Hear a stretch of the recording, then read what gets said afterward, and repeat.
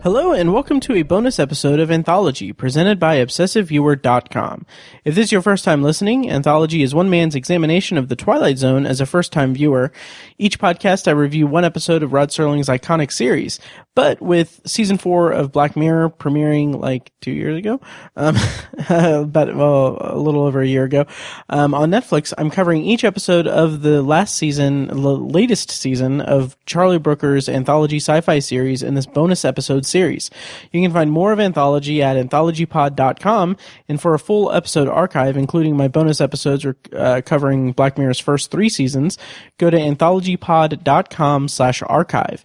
And if you want to contact me, you can use the Facebook page at facebook.com/anthologypod, tweet me at OVAnthologypod, or send me an email at matt@obsessiveviewer.com.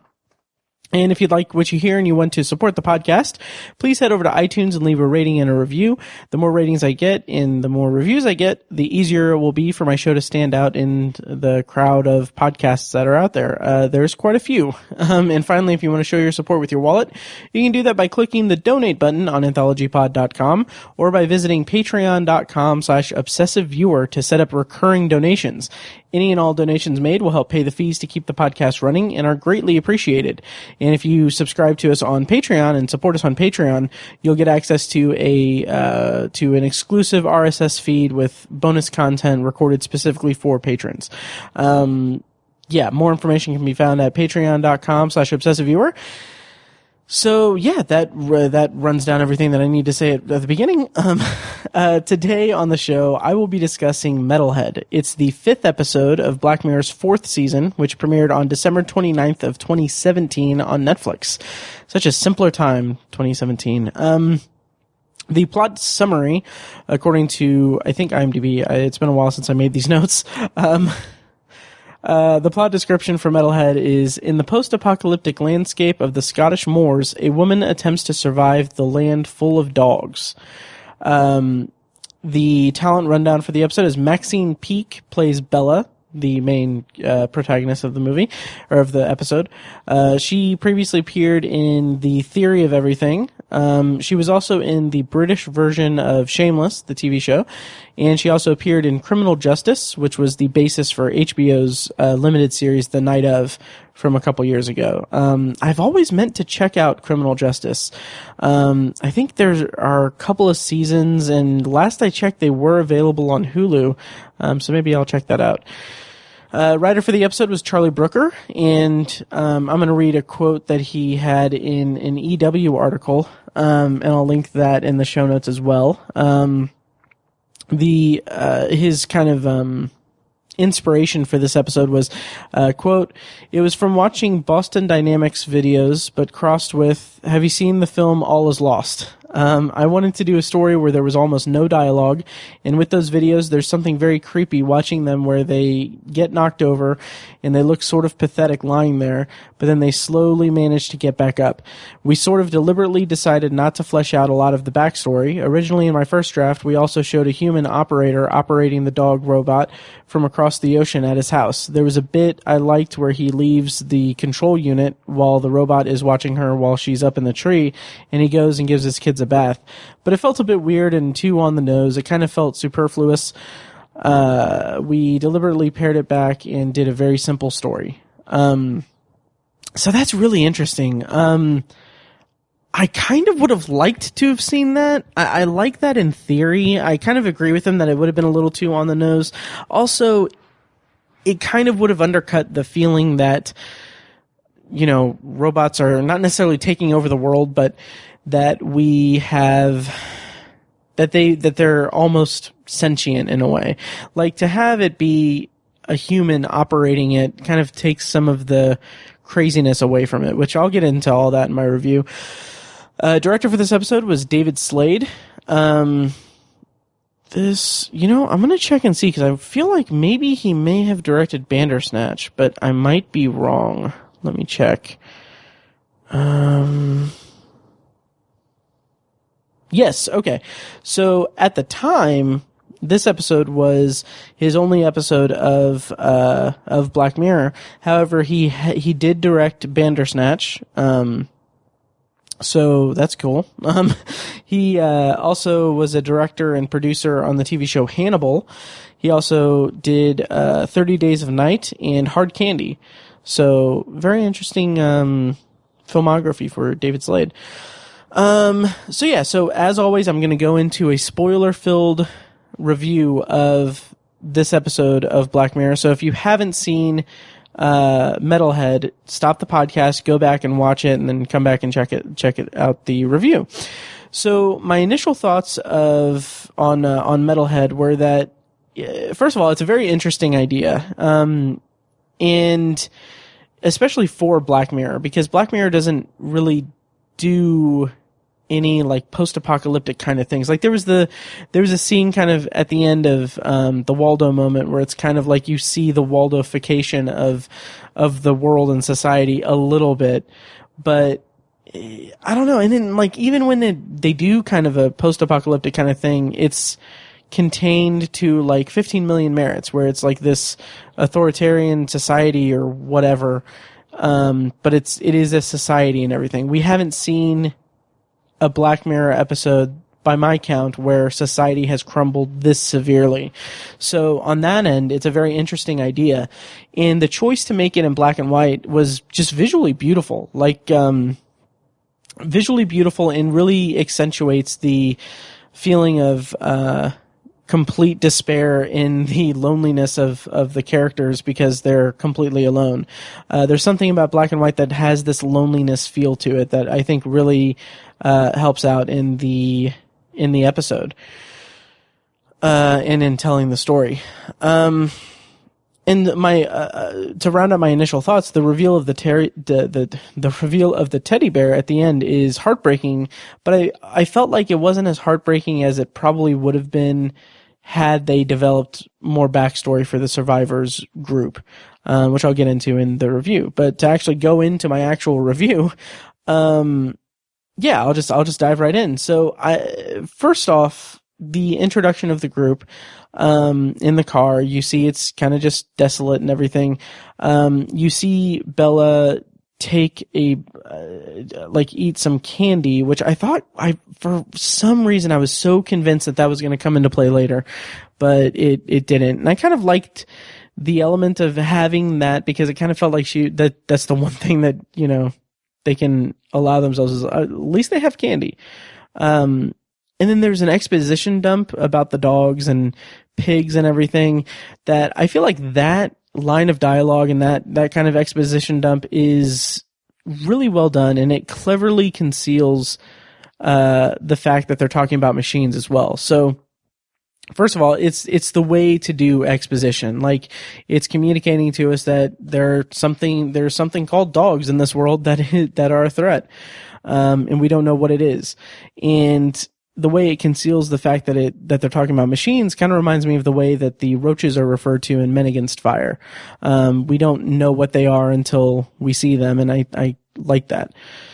So we're kind of brought into this world where Bella and her friends are on kind of a mission to get something, and the way that I love the way the dialogue is set up in this scene and in this sequence, because it's intentionally misleading us. Like, oh, there are dogs, and dogs took care of all the pigs or killed all the pigs, and then you get the line where they're saying that it's hopeless and that it's that the entire mission is just completely useless because, quote, he's dying anyways, he's got days.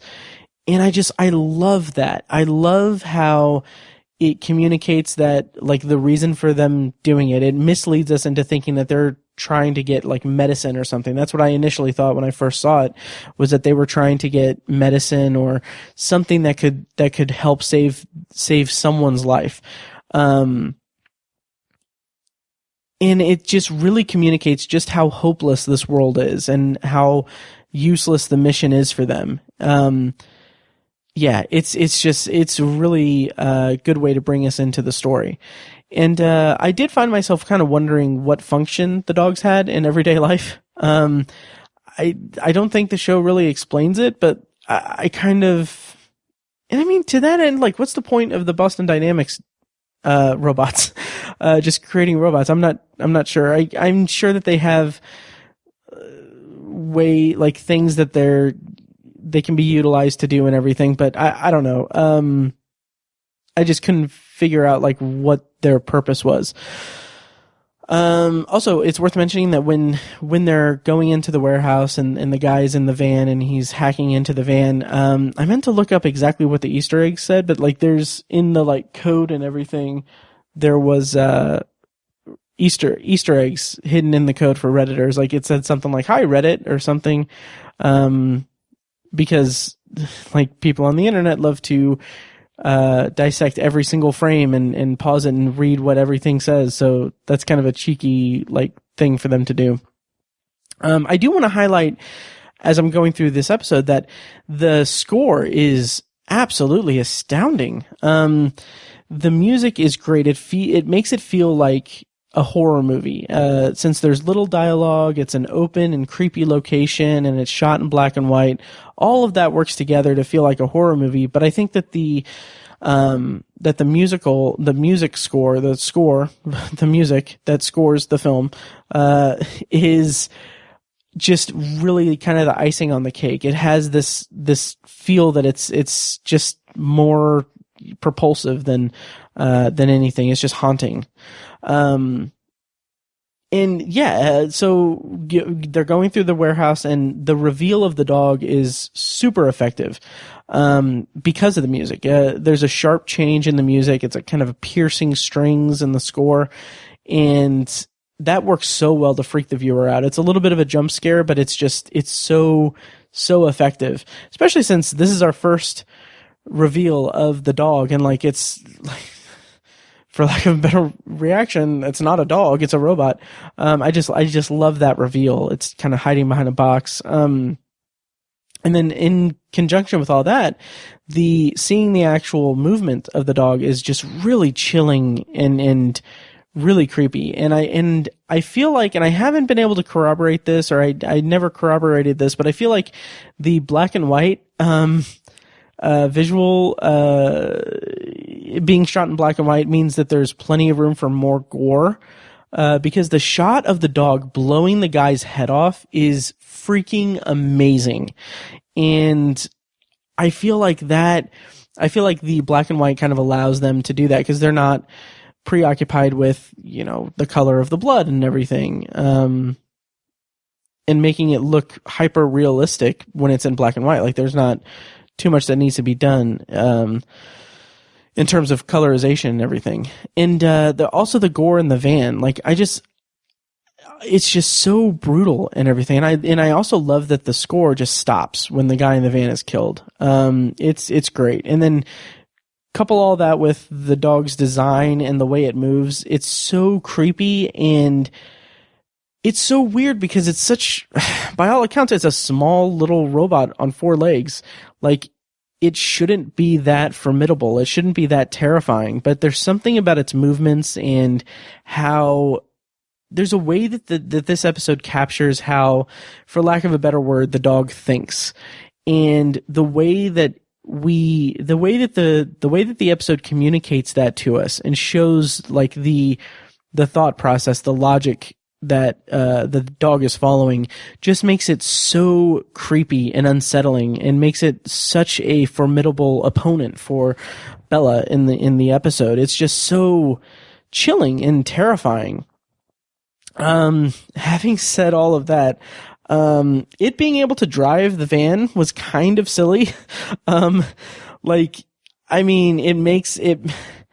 It takes the opponent, or it takes the adversary aspect of the dog into overpowered territory. Like it becomes a little too smart for it. And I get it. It's like, it's a robot. Like it's programmed, and like it can do things with its programming or what have you.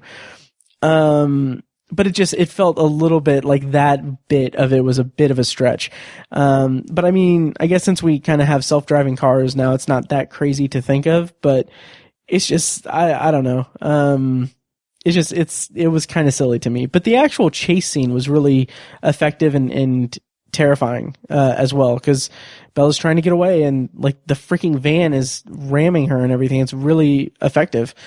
And again, I love how much is communicated through the visuals in this episode. It's so, like, I adore this episode for that reason. Like, we know the dog can track her because we see the blinking light on the pellet from her leg.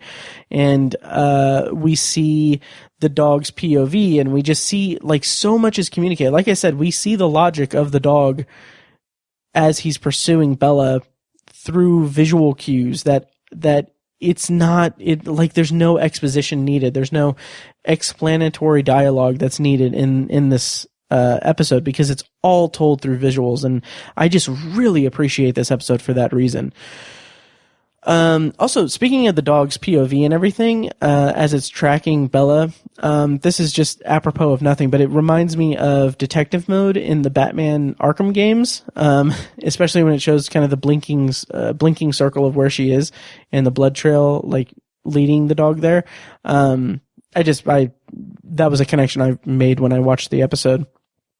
And, it was interesting because one of the times I rewatched, I've watched this episode several times, but one of the times I rewatched it was the night after I watched Butch Cassidy and the Sundance Kid for the first time. And what I was struck with when I saw Butch Cassidy and the Sundance Kid is that there were, like, the whole movie is them being pursued by a posse, and, like, there's such a cool, there are so many cool shots of them seeing the posse in the distance, and that makes it so, the tension's so real that they are in pursuit and they're exhausted from being in pursuit, and they can see their pursuers, but it's distant enough to where it's not like they're immediately threatened by it, if that makes sense. And I feel like that kind of comes across a little bit with this episode too. Like, there are shots of Bella seeing the dog from a distance that just reminds me of that technique in Butch Cassidy. And I kind of wonder if that was intentional, or if that was like an intentional, I don't know if I'd say homage or an influence or what, but I just thought that was an interesting parallel to make, especially since I watched this episode immediately after, or the next day after watching Butch Cassidy. So I thought that was interesting. And there's kind of a way that I felt like the dog, you can kind of read it as the dog being able to recognize that its tracker was taken out of Bella. Like that, like, okay, you can program a robot to, this is so stupid. You can lead a robot to water, but you can't make them jump in. But like, the robot is programmed to behave a certain way, but the idea of the dog being able to recognize that the tracker is no longer in Bella, like, that's a level of sentient, like, thought that brings on another level of creepiness to the episode, I think. Yeah. And so the episode itself, in general, like the filmmaking of this episode, does a really good job of managing the situation. Like, having Bella's leg injured the way that it does, the way that it happens, it takes out a lot of the, well, why wouldn't she do this kind of complaints. It's like, well, why didn't she go this way or do this thing, or why didn't she behave this? Well, because she's injured and she's losing blood and she's frantic. Like, it's not like the logic of her actions follow a very, they track well. So there's a extended sequence where Bella is in the tree and she is kind of just lying in wait, as the dog is, just at the bottom of it. First of all, there's this really cool shot of the dog from in that scene where it makes it look like it's about to spring up and get her. That was very menacing and cool. And so throughout the night, she's dropping, I think it was bits of bark or maybe rocks, I'm not sure. No, it was candy. God, I'm sorry. So she was dropping the candy onto the dog, and I do appreciate that came into play, that was like kind of seeded early in the episode.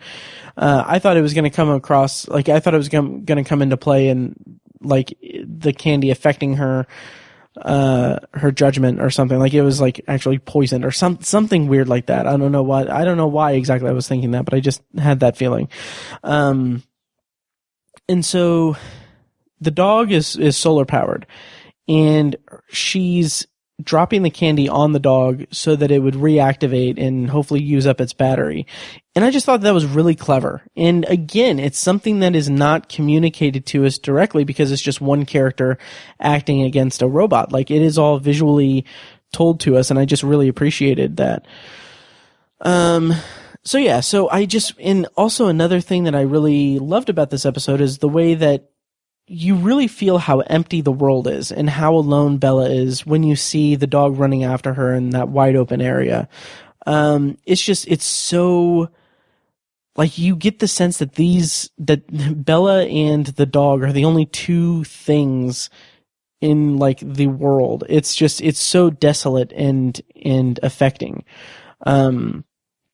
And then we get to the scene where Bella goes to the house. She goes into a house and she's trapped with the dog coming after her at the house. So that slightly reminds me of the scene in Hated in the Nation with the bees in the safe house. I mentioned in my review of Hated in the Nation that it felt very Hitchcockian and it kind of reminded me of The Birds. Kind of got that same vibe from this, as she's in the house and she's trapped with the dog. And also, the design of the house reminded me a lot of the house in Crocodile, and I kind of wondered if it was the same one, but I couldn't find a way that I couldn't find if that was the case or not. As she's going through the house, she does find some dead bodies. That reminded me of one of my favorite movies, 28 Days Later. 28 Days Later, Jim, the main character played by Cillian Murphy, goes to his parents' house and he finds his parents. That was a lot less gruesome than this, because the dead bodies she finds were, a shotgun was there, and they used a shotgun on them. In that case, like, it's good world building to see that it's like, there's something so disturbing about the way that Bella takes the shotgun, not necessarily in the way that she does it, but there's something disturbing about Bella taking the shotgun, loading it with a shell, and just knowing that, her using a firearm that was last used to end a person's life with a self-inflicted shot, like, that just has, like, this weird, like, energy to it, this atmosphere to the world, like, it to the world building of this episode that I thought was really good and made me feel uneasy. I really enjoyed that in a weird way. And then after this moment, we get kind of like one parts of the episode where I was just kind of down on it. She's kind of cleaning herself off while the dog gets into the house. It was kind of boring to me, that whole sequence. Like, she's just kind of cleaning up, and then we see the dog kind of problem solving, getting into the house. Like, I don't know, it just felt like we already got enough of the action, I guess, for lack of a better word, being kind of subdued in, like, her getting to the house and her getting the shotgun and everything. Like, all of that has been very much just kind of subdued, everything after the tension of the dog chasing her earlier in the episode. And the episode kind of doubles down on that by having this scene where she's cleaning up and the dog is trying to get in. It just kind of felt like my attention started to wane just a little bit there. Although I will say that the show did a pretty admirable job of selling her potential safety. Like the gate around the house and the house itself, they all look very secure. And even though we've seen the dog drive a van, I couldn't really tell how the dog was going to get into the house. And having the dog just easily get access into the house was a good way to kind of up the tension and bring my attention back to the action. And then there's a scene where, and this was like the most disturbing thing. In a weird way, this was like the most disturbing part of the entire episode for me. The dog gets the knife. Like, the dog getting the knife and spinning it on its, like, little robotic leg. First of all, like, it spinning the knife reminded me of Sunshine. One of my favorite movies from 2007 with, I've reviewed it on the podcast, but, yeah, I loved that. It's funny that something in this episode reminded me of both 28 Days Later and Sunshine. Both were directed by Danny Boyle and written by Alex Garland. That's interesting. I kind of wonder if that's intentional or, anyway. Just seeing the dog with the knife and spinning it on the leg was just so unsettling to me. I don't know. It made me just feel really tense. And at that point, the episode kind of takes on this home invasion slasher movie vibe, once he has the knife. And there's this, like, rhythmic sound of the dog walking up the stairs and down the hall that kind of felt very much evocative of, like, movies like Halloween and, like, kind of disturbing, like, slasher movies that are all about tension building and everything. And I like that Bella is formidable with this. She's doing her best. She lures the dog out with the music, and I love that. And I really liked the way that she utilized the paint on it to kind of blind it. I thought that was really clever. And so when she's outside with the car and the dog, after luring it in, the episode goes into slow motion. And as she's shooting at the dog and everything, and it's the slow motion and the score is, like, building up to a crescendo. So cool. And it's so great. And it's so, disheartening and tragic, because then you hear the dog whirring back to life, and that moment you know that it was all for nothing, and just so brutal. And then we get the scene with her in the bathroom again, kind of cleaning up, and then she finds the tracker in her neck, and we see the moment where she loses her resolve, and, like, that's the moment where she knows she's done for. And it's heartbreaking. And the episode ends with this very somber music playing that's coupled with this overhead shot that's tracking the path back to the warehouse. And then we get the big reveal that is just such a gut punch. The reveal that all of this, everything that was going on in this episode was all to get a teddy bear. And that teddy bear, like, you play it back and think, okay, well, it's for a kid and he's dying and they're trying to get the teddy bear just to make him more comfortable. And that's just so freaking tragic. I love it. It's a revelation that just kind of brings home the despair of the entire episode. It's so great. I was really affected by that. Even though, I was affected by it, even though afterwards I kind of thought, like, well, maybe if they had have developed the backstory a little bit more, it would be even more emotional. But, like, seeing it again, like, it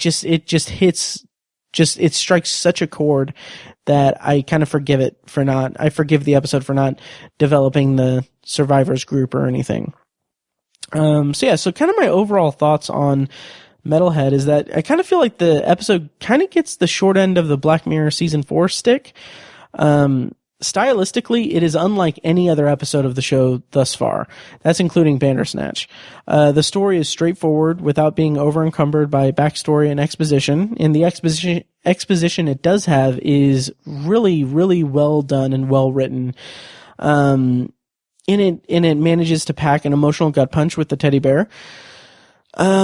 Just the idea, again, of this episode, the entire episode being built around this mission to get something for a dying child who has days left to live, and the thing they're risking and ultimately giving their lives for is something that would make something that wouldn't save the kid, but instead would make the kid's last days just more bearable. No pun intended. The revelation that it's a teddy bear is just gut-wrenching, and it makes me think of a kid who's living in this horrible reality, and his only comfort is a teddy bear. And I kind of get this, I'm inferring from it that somehow he loses that teddy bear when also becoming gravely ill, and his aunt decides to risk her life to get a teddy bear for him to comfort him in his last days. It's so bleak, so tragic, and just so sad, and it's so Black Mirror. It is such a Black Mirror thing to do, and I really appreciated the episode for it, and I kind of find myself championing the episode because when people talk about season 4 of Black Mirror, they kind of think, well, Metalhead, or I don't know if I'd say it's the consensus, but I feel like the show, like this particular episode, gets a bad rap because it's in black and white and it's more horror based than a lot of episodes of the show. And I feel like that can kind of alienate some viewers, but I really appreciate and respect how out there this episode was and how just really effective and engaging the storytelling was. Like I said, this episode has some phenomenal storytelling through just using the visual medium of film in such a unique way, and communicating to us so much with just visuals is just remarkable. And I really appreciate it. And I thought that black and white was a very good touch, really brought in the despair of the story that we watched unfold. So, wow. So that was my review of Metalhead. That's my first anthology review in a year. So that's so awesome. I hope I did this episode justice. And if you have any thoughts on the episode, feel free to contact me. Once again, Facebook, Twitter, facebook.com/anthologypod, Twitter @OVAnthologypod, or @ObsessiveViewer. If you like what you've heard, and if you like what you've heard here, make sure you check out my other shows from my other podcast from obsessiveviewer.com. You can find those podcasts at obsessiveviewer.com/podcasts. I have Obsessive Viewer and Tower Junkies about Stephen King and the Dark Tower. And if you want to support the show, the easiest way to do that, once again, is by leaving a rating and a quick review on iTunes. You can also donate to the podcast through PayPal by clicking the donate button on anthologypod.com, or by visiting patreon.com/obsessiveviewer. So next time on the podcast here in a couple days, fingers crossed, I'll be finishing up my season 4 bonus review series of Black Mirror. I'm going to be reviewing Black Museum. Super excited to talk about that episode, and hopefully get some thoughts from you guys about what you thought of Black Mirror season 4, from a year and 2 months ago. So having said that, thank you guys so much for listening, and feels good to be back, and hope you guys enjoy having me in your ear holes again, which is a weird thing to say, so I'm so sorry. Thank you guys so much for listening, and I'll see you next time.